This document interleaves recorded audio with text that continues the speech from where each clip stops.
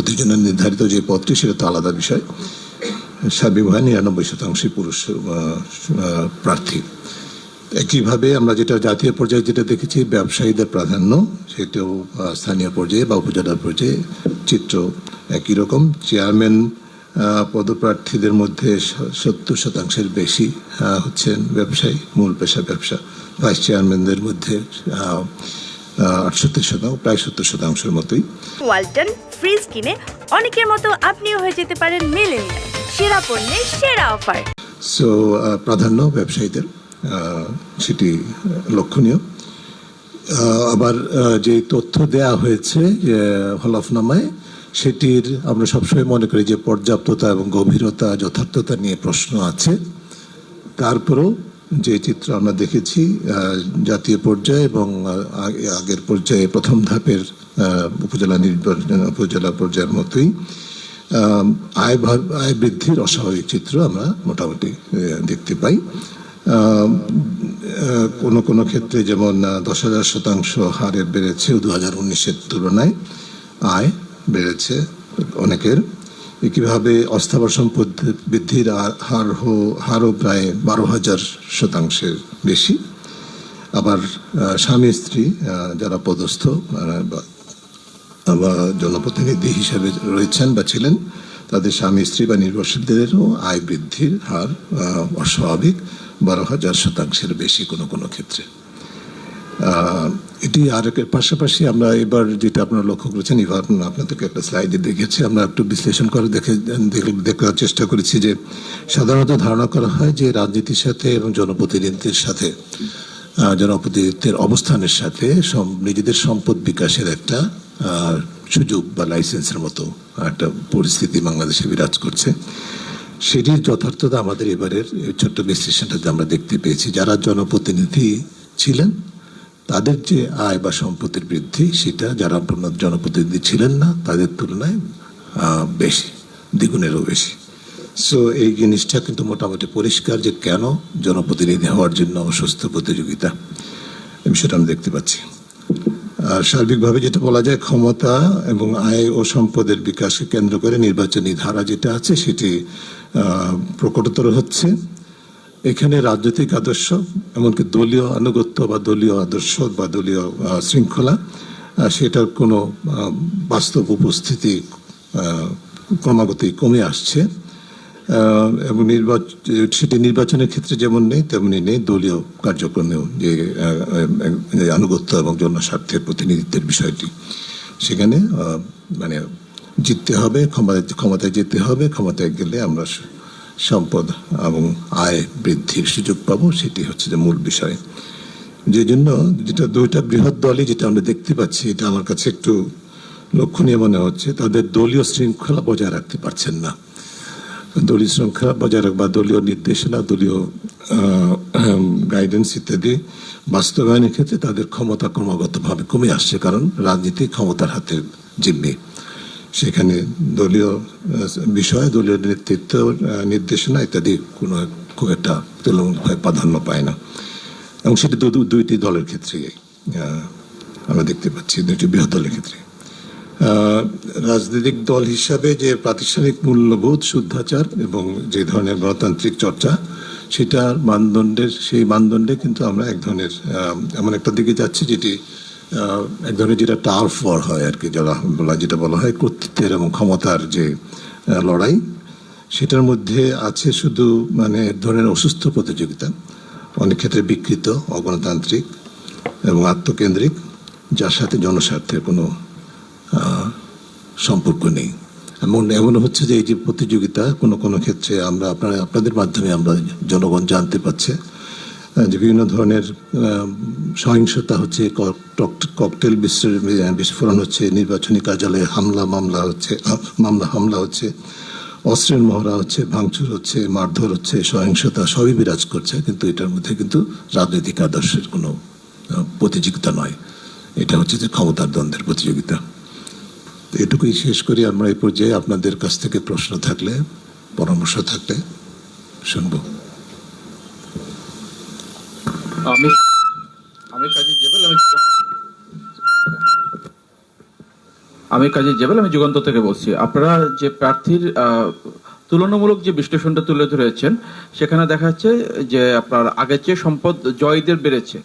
আমার প্রশ্ন হচ্ছে যে যেই উদ্দেশ্যে স্থানীয় সরকার নির্বাচন হয়ে থাকে বা জনপদে নির্বাচিত হয়ে থাকেন জনগণের সেবা বা জনকল্যাণকর, আসলে সেই জায়গা থেকে স্থানীয় সরকার প্রতিষ্ঠানগুলো কতটুকু কার্যকর মনে হচ্ছে?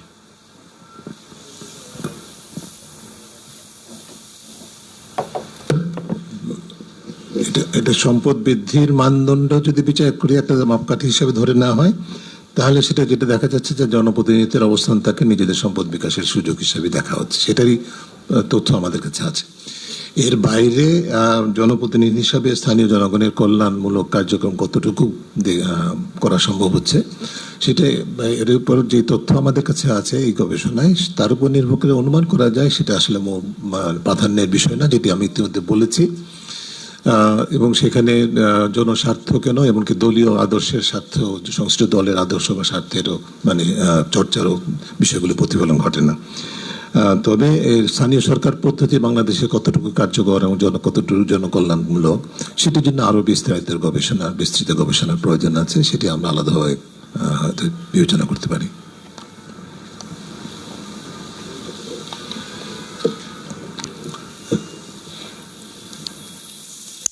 কারো কোনো প্রশ্ন আছে বা কমেন্ট আছে?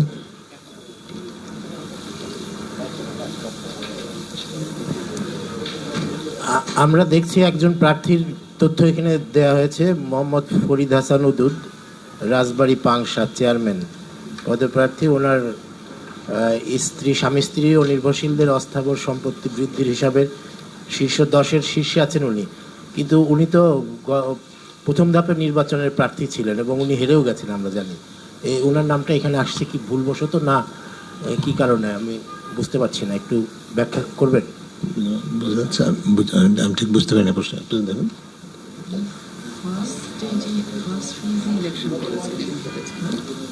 মানে ইভান 33 নাম্বার স্লাইড। আচ্ছা, এইখানে একটা ছোট্ট সেটা হচ্ছে যে এই তথ্যটি আসলে আমরা তো পুরো তথ্যটি আসলে ইসির ওয়েবসাইট থেকে নেই। তো এই তথ্যটি আসলে ইসির ওয়েবসাইটে প্রথম ধাপে ছিলই না, এটি দ্বিতীয় ধাপে তারা করেছেন। সো এটা যদি আগের ধাপে হয়ে থাকে তাহলে এটা একটা অ্যানোমালি, এটা আমরা সংশোধন করে নেব। আর আপনারা বলেছেন যে 3 জন প্রার্থীর হলফনামার কোনো তথ্য আপনারা পাননি এবং ইসি সেটা দেয়নি।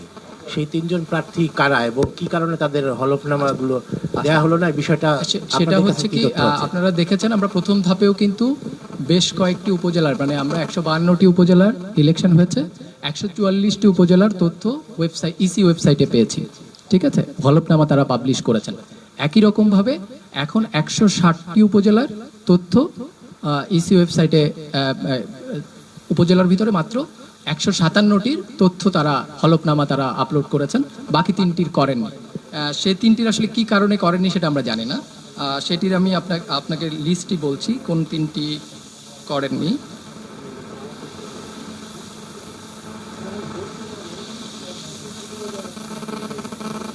সেটি হচ্ছে কুমিল্লার সদর, চিটাগং, রাউজান, চট্টগ্রামের বান্দরবনের রুমা, এই 3টি উপজেলার তথ্য আসলে ইসি ওয়েবসাইটে ছিল না।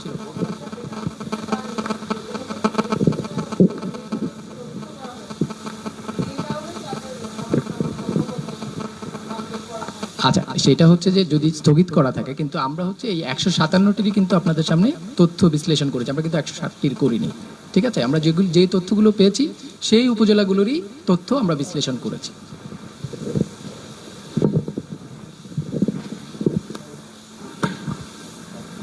আসসালামু আলাইকুম স্যার, আমার নাম হুমায়ুন, আমি আজকের পত্রিকায় কাজ করি। স্যার, আপনারা এখানে দেখিয়েছেন যে উপজেলা নির্বাচন দলীয় প্রতীকে যেহেতু নির্বাচন, তারপরেও স্যার দলগুলো প্রার্থী দিচ্ছে না। একটা সময় এই স্থানীয় সরকার নির্বাচনগুলো নির্দলীয় প্রতীকে হতো। এখন আপনারা কি মনে করছেন কিনা যে এই স্থানীয় সরকার নির্বাচনগুলো আসলে আবার পুনরায় নির্দলীয় করা যায় কিনা? ধন্যবাদ স্যার। মানে আসলে দেশবাসীর একসময় দাবি ছিল, দাবির প্রেক্ষিতে নির্দলীয় ভাবে উপজেলা স্থানীয় সরকার নির্বাচন হতো। সেটাকে পরিবর্তন করে যে বিবেচনায় হোক না কেন দলভিত্তিক নির্বাচনের দিকে আইনগত পরিবর্তন করা হলো। সেটা আবার এখনো যদি আইনগতভাবে দলীয় নির্বাচন হওয়া, দলভিত্তিক হওয়ার কথা, তো সেটা অনানুষ্ঠানিকভাবে কি বলে নির্দলীয় ভাবে করা হচ্ছে আর কি। সো এটা অনেকটা সাপে বর ভাবতে পারেন আপনারা, মানে হতে পারে, কিন্তু যেই অর্থে দল বহির্ভূত ভাবে বা দল ভিত্তিক না হয়ে যে নির্বাচন, স্থানীয় নির্বাচন হওয়ার কথা, সেই নির্বাচন কিন্তু বাস্তবে দেশবাসী পাচ্ছে না আর কি। যেটা আমি আগেই বলেছি, যেটা পাচ্ছে সেটা হচ্ছে যে ক্ষমতা কেন্দ্রিক নির্বাচন, ক্ষমতায় যেতে হবে সেইটার নির্বাচন। এখানে আসলে দলীয় আদর্শ যেরকম নাই, জনস্বার্থ সেরকম নাই।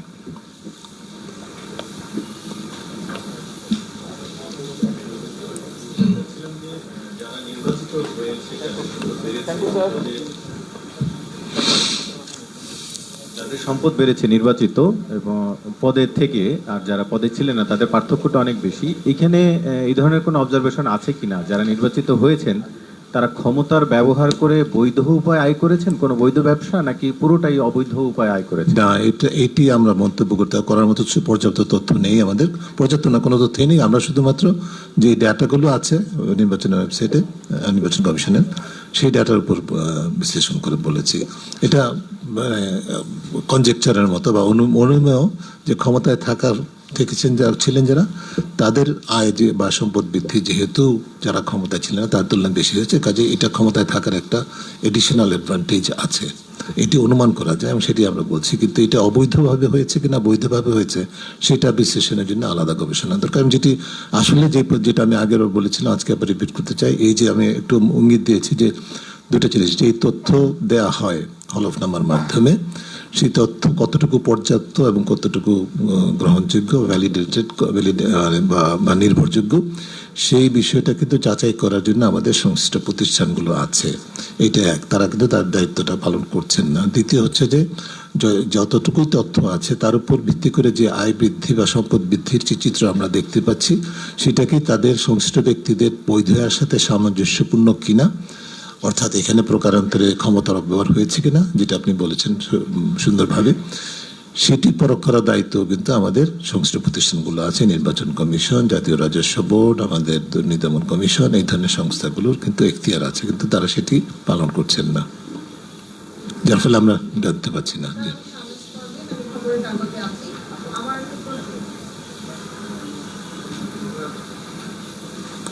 আমার প্রশ্ন হলো যে ট্রান্সপারেন্সি ইন্টারন্যাশনাল সবসময়ই এ ধরনের মানে নির্বাচনকে কেন্দ্র করে বা বিভিন্ন পর্যায়ের মানে প্রতিষ্ঠানগুলোর ব্যাপারেও আপনারা এ ধরনের প্রতিবেদন উপস্থাপন করে থাকেন। এটা খুবই চমৎকার আপনাদের উদ্যোগ যে আপনারা নির্বাচনে প্রার্থীদের যে হলফনামার বিশ্লেষণ নিয়ে যে আপনার প্রতিবেদন উপস্থাপন করছেন, এটা আমাদের জন্য খুবই সহায়ক।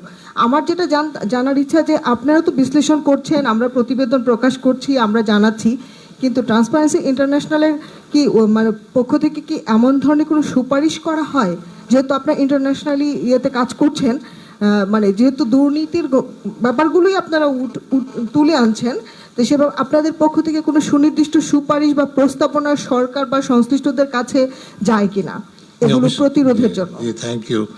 অবশ্যই যায়। আমাদের এই সমস্ত এই ধরনের গবেষণা প্রতিবেদন শুধু গবেষণার জন্য নয়, এটার মূল লক্ষ্যটাই হচ্ছে যে শুরুতে যেটা বলেছিলাম, মূল লক্ষ্য হচ্ছে যে এই ধরনের কার্যক্রমের মাধ্যমে গবেষণার মাধ্যমে প্রাপ্ত তথ্য বিশ্লেষণের উপর ভিত্তি করে অধিক পরামর্শ কার্যক্রম করা সুনির্দিষ্ট পলিসি ডকুমেন্ট আমরা তৈরি করে থাকি। তার উপর ভিত্তি করে আমরা সংশ্লিষ্ট কর্তৃপক্ষের কাছে নীতি এবং আইনি প্রাতিষ্ঠানিক পরিবর্তনের জন্য আমরা পরামর্শ দিয়ে থাকি। কোনো ক্ষেত্রে সেটি সুফল আমরা পেয়েছি, কিন্তু অনেক ক্ষেত্রে সেটা পাওয়া যায় না, কিন্তু আমাদের কাজটা আমাদের অব্যাহত রাখতে হয়। একইভাবে এবারেও যেমন জাতীয় নির্বাচনের প্রেক্ষিতে যেরকম এবং স্থানীয় নির্বাচনের প্রেক্ষিতে আমরা একইভাবে এই ধরনের পলিসি ডকুমেন্টেশন করে আমরা সংশ্লিষ্ট কর্তৃপক্ষের সাথে অ্যাডভোকেসি বা অধি পরামর্শ কার্যক্রম অব্যাহত রাখবো। আমাদের দায়িত্ব হচ্ছে যে চাহিদাটা সৃষ্টি করা এবং যারা সরবরাহকারী, অর্থাৎ যাদের দায়িত্ব হচ্ছে যে পরিবর্তন আনার চেষ্টা করা, তাদের সাথে আমাদের চাহিদা এবং মানে তাদের সাথে বলবো যে অধি পরামর্শের মাধ্যমে আমরা একটা পরিবর্তনমূলক জায়গায় যেতে চাই। এবং সেক্ষেত্রে আমি যেটা বললাম, কোনো ক্ষেত্রে সাফল্য হয়, কিন্তু অনেক ক্ষেত্রে সেটা হয় না, কারণ সেখানে সদিচ্ছার বিষয় আছে। এবং যে বিষয়গুলো বারে বারেই বলছি যে এখানে আসলে যারা পরিবর্তন করবেন তারাই তো এই যে নেতিবাচক পরিস্থিতির বা উদ্বেগজনক পরিস্থিতির ফলে লাভবান, তাদের একাংশ। কাজেই সেখানেই পরিবর্তনের পথে বড় অন্তরায়। তো তার মানে এই নয় যে আমরা হাল ছেড়ে দেই, আমরা হাল ছেড়ে দেই না, আমরা আমাদের কাজ অব্যাহত রাখবো। থ্যাংক ইউ আপনাকে। ওকে, আপনাদের অনেক ধন্যবাদ। আপনারা কিন্তু হাল ছাড়বেন না, আমরাও যেরকম হাল ছাড়ি না। আমরা আবার পরে তৃতীয় ধাপের জন্য আপনাদেরকে ডাকবো।